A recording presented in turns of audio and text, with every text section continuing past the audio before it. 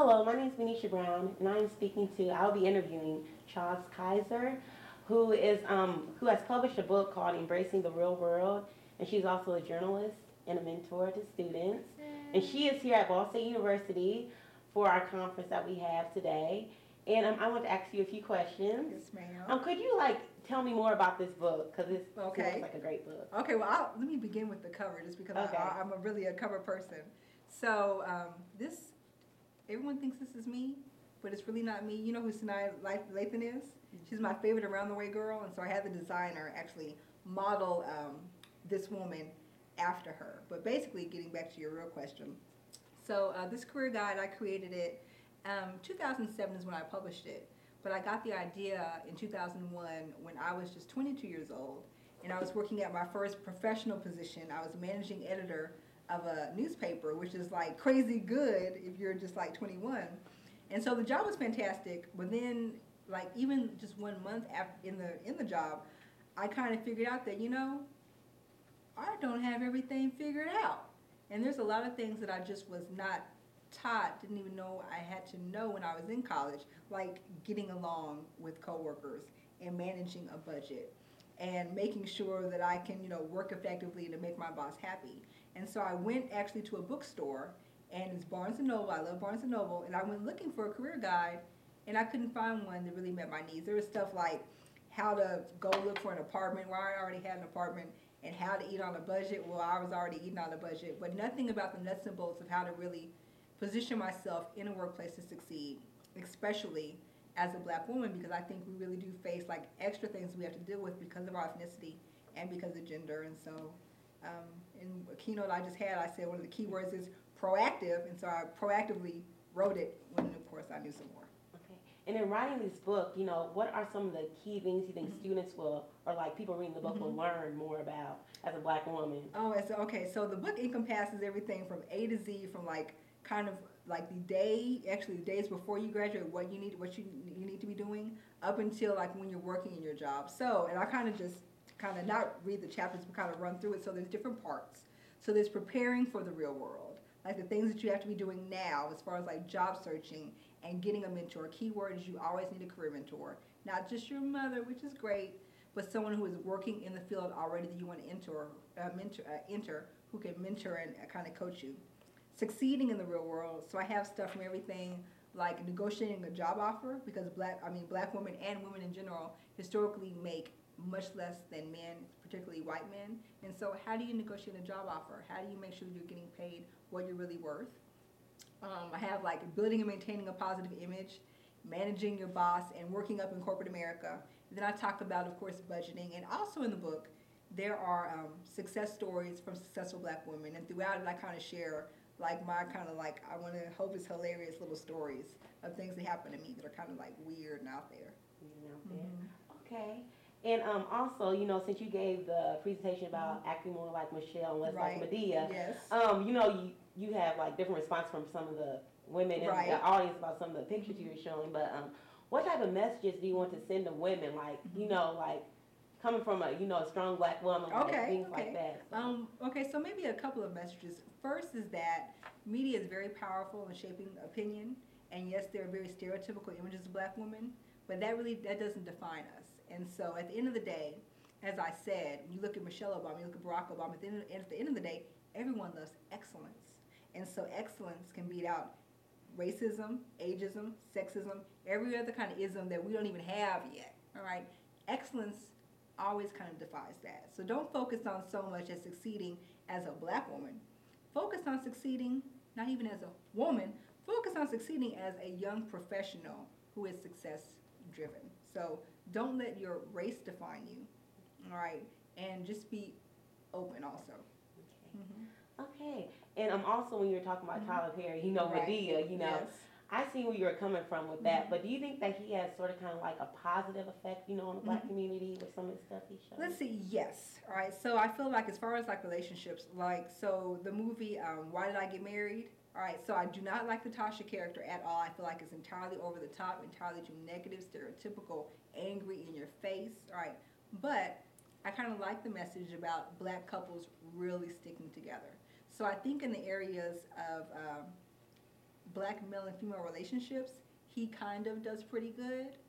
But the problem is, it's not so much Tyler Perry, it's just that there aren't enough movies being made, there aren't enough television programs being made. And so if his shows and his characters were just one out of 100, 500 wouldn't be so bad. But when that's kind of all you ever see because of him and other people, then it's a problem. So we need more diversity right now. And you were showing clips of the media, Yes. Fox News. Fox News, that's my favorite. No, I'm just playing. Go ahead. Yes, how Fox News is portraying African Americans, Right. you know. In mainstream media, I'm like, why do you think they do this stuff? Like, why do you think they portray this like, Okay. as most African Americans? So a couple of reasons. So one of the things we talked about was diversity. All right. So if you look at the American media, it's largely white male dominated. All right, especially the people who decide what stories you're going to see. And so I want to say it's almost not even their fault because they just really don't know. And so when they're thinking about stories, they're not able to see like just the breadth of the black experience. And so what they're probably used to seeing is, okay, rapes, murders, ghetto-ness. And so I think that's what they kind of gravitate towards, and they go and find those stories. They don't have a concept of diversity as far as African Americans, and so they kind of reflect that.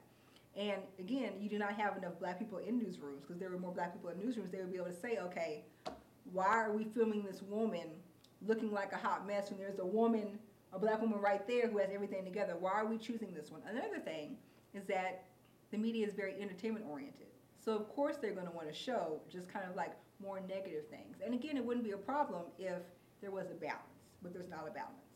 And with there not being a balance, you know, of African American journalists, like, how do you think they can, you know, make it balanced in the media, you know? So one of the things that I do like about Tyler Perry is that he's a businessman. And so one of the things I stress also is that, yes, okay, so when you graduate, you want to go out and get a job. But at the end of the day, I feel like someone should always have a side hustle.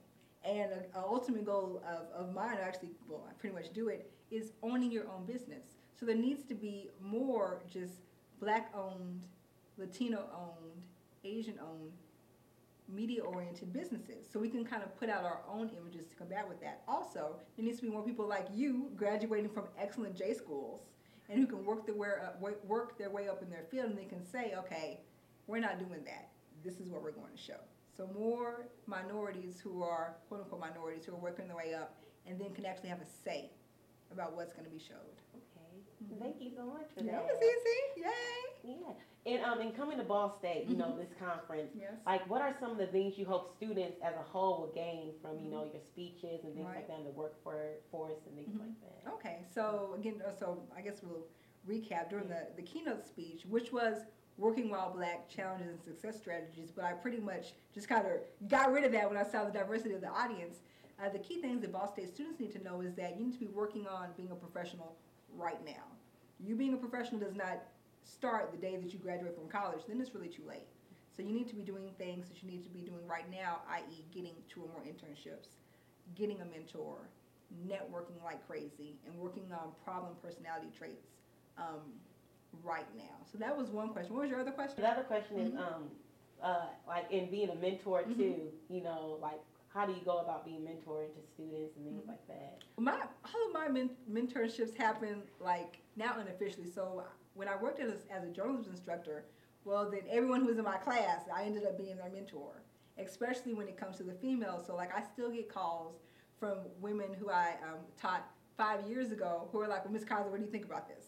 But otherwise, right now, since I'm not teaching right now, they come from people who I meet who are like you, and are like, I'm a journalism major. Tell me what I need to do. And so I miss teaching, but in a way, I still get to teach without having to grade some work, and so that's great.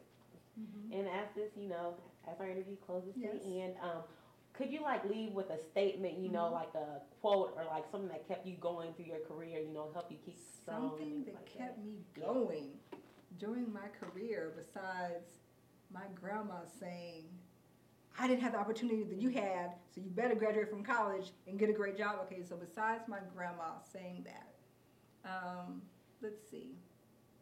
I will actually read you what is at the beginning of my dedication, which I dedicated to 7 friends who I graduated from college with.